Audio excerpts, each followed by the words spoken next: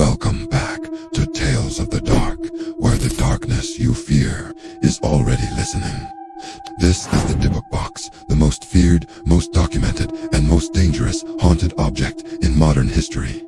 Let the nightmare begin. It all started in 2001. A man named Kevin Mannis was browsing an estate sale and came across an old wine cabinet.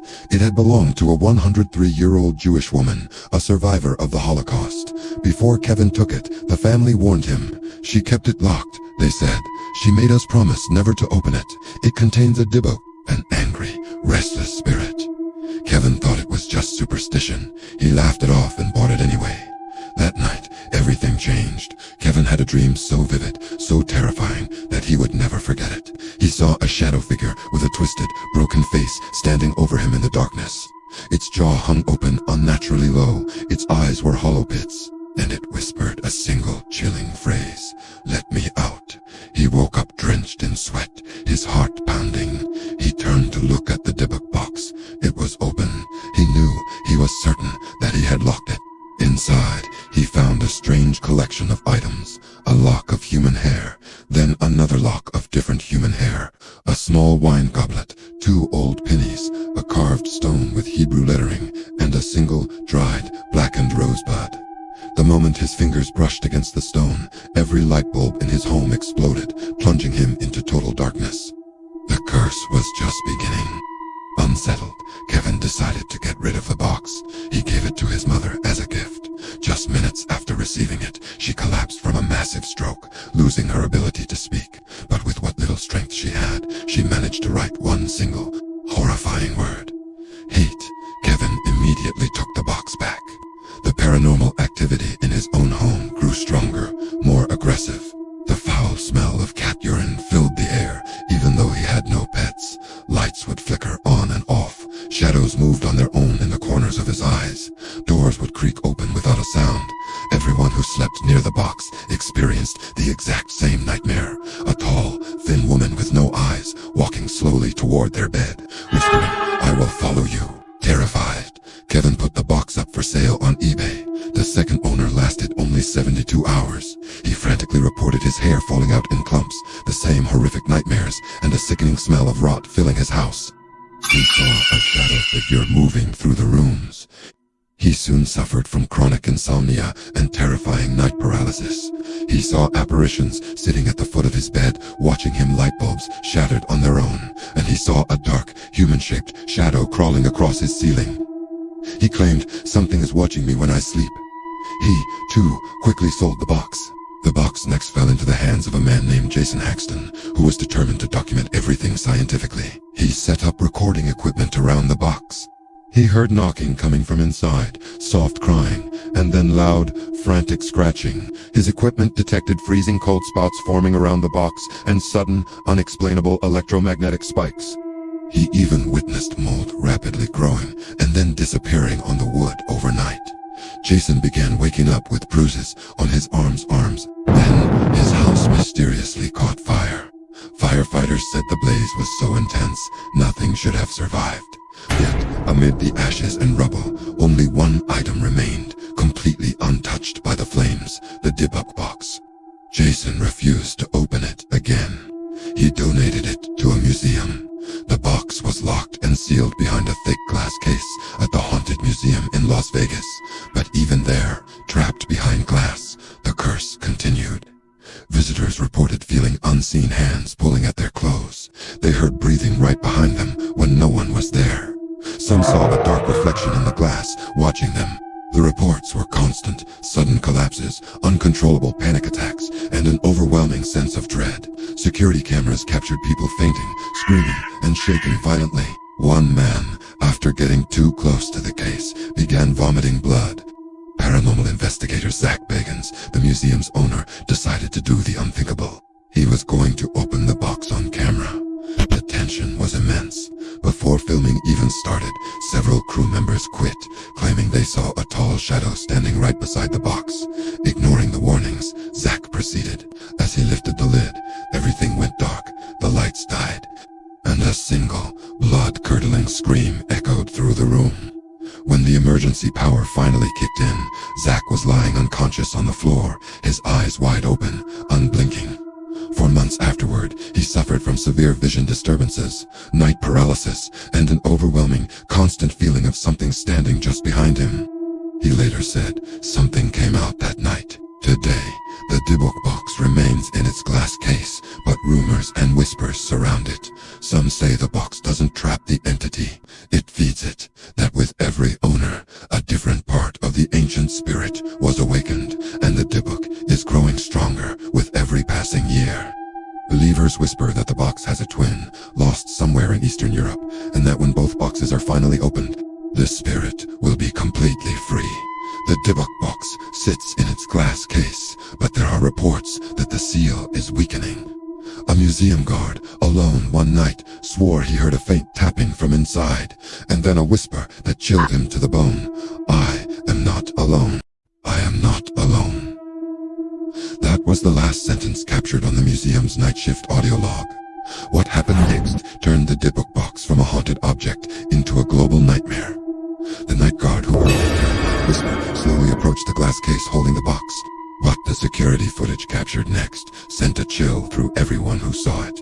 As he got closer, his breath became visible in the air, a white cloud in the climate-controlled room. His powerful flashlight flickered, then dimmed to a weak orange glow. And then, behind him, a tall, gaunt shadow rose from the floor. It didn't have legs. It didn't walk. The figure moved without moving, gliding silently toward the unsuspecting guard. In the final seconds of the clip, the guard turned, his eyes widened, and he collapsed to the ground. When he woke up in the hospital, he couldn't remember the attack, only one chilling, physical detail. Something was holding my neck. His throat was covered in dark, fingerprint-shaped bruises. When the footage leaked and the story of the Dybbuk Box went viral, the nightmare spread beyond the museum walls. Social media users who watched videos or read about the box began reporting horrifying experiences in their own homes. Deep scratches would appear on their backs and arms after watching a clip. Unexplainable knocking would echo from their walls, always starting around 3 a.m. Many reported shared nightmares of a woman with no eyes, just dark, empty sockets, standing at the foot of their bed. Others described a crushing weight on their chest as they slept, a presence sitting on them, making it impossible to breathe. Shadow figures were seen darting in the corners of their rooms. The phenomenon became known as the online curse.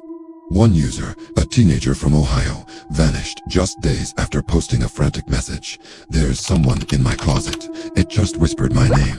Her social media account was deleted hours later, but someone screenshotted her final, chilling message before it disappeared. It wants a host. This wave of digital terror prompted researchers to dig deeper into the box's origins. They uncovered a set of dusty, forgotten documents from World War II. The pages described how a group of Jewish mystics, facing unspeakable horrors, trapped a violent, malicious entity. Dybbukins eyed the wine cabinet using a forbidden and dangerous ritual. Their writings were a grim warning. The spirit cannot be killed. It can only be passed on from one keeper to the next.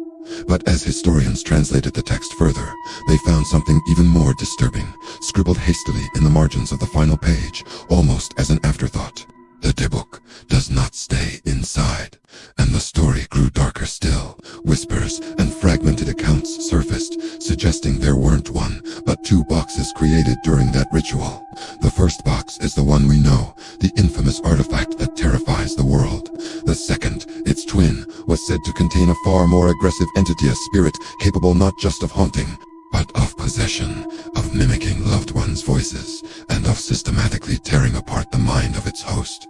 This rumor seemed to be just a legend, until an old police report from rural Ukraine was unearthed. It described a farmer who discovered a similar-looking wooden box buried in his field. A week later, his farm animals were found brutally mutilated. The farmer himself was discovered outside his house, frantically drawing strange Hebrew symbols in the dirt with his bare hands until his fingertips bled to the bone. He was catatonic, muttering the same word over and over. When authorities arrived to investigate, the box he claimed to have found was gone. It had simply vanished. Fast forward to 2019. A respected paranormal scientist, determined to debunk the myth once and for all, gained special access to the Dybbuk Box.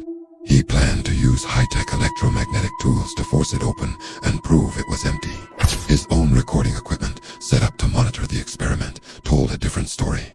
The audio captured a sudden, inexplicable temperature drop of over 30 degrees in the sealed room.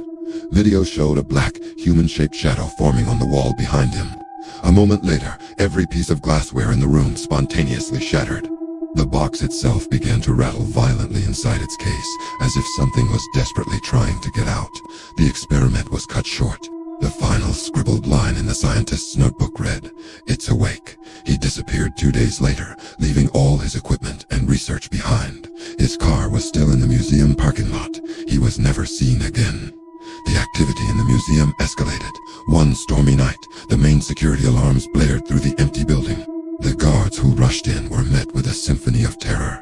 They heard the distinct sound of someone running barefoot down the marble halls, yet the corridors were empty. Faint screams echoed from vacant exhibit rooms.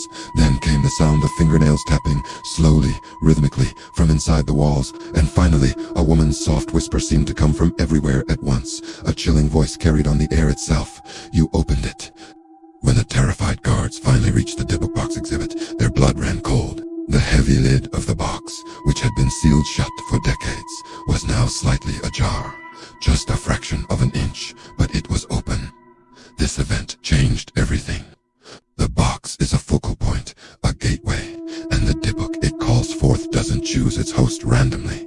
It chooses based on who shows the most fear. Some of the most commonly reported signs from those who feel they're being targeted include a constant, unnerving feeling of being watched, even when alone, a cold breath on the back of your neck, a recurring shadow that always appears in the same corner of your peripheral vision. Nightmares of a faceless woman walking slowly toward you, getting closer each night, waking up with sleep paralysis, completely unable to move or scream. And the most personal violation of all, hearing a whisper say your name when you know you are the only one home. A rabbi who was consulted on the case gave a stark warning.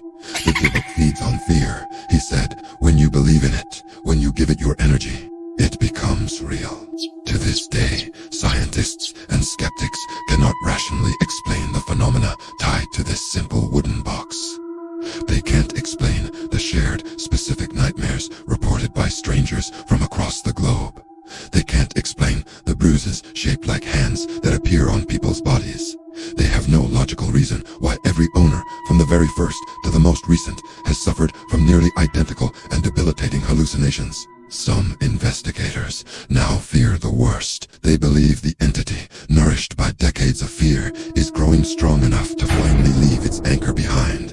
And when it escapes, it will no longer be bound to a box of wood. It will be bound to whoever heard its story last. This has been Tales of the Dark, where nightmares have a voice and cursed objects never stay silent.